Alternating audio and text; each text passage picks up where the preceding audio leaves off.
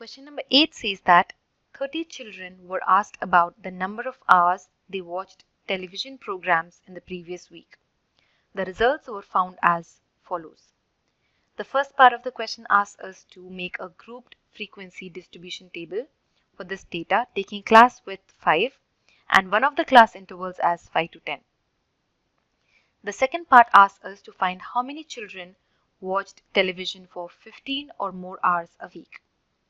So we will first make a grouped frequency distribution table for this data.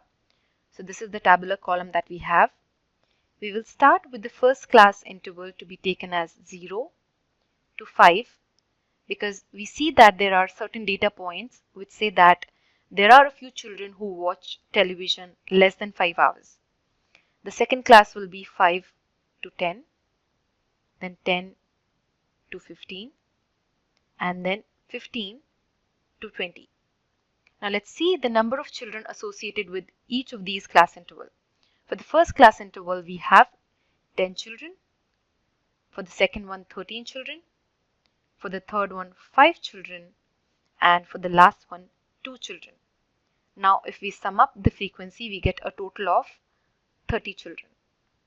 Now we can observe from this table that the number of children who watched television for 15 or more hours a week is 2, which falls under the class interval of 15 to 20.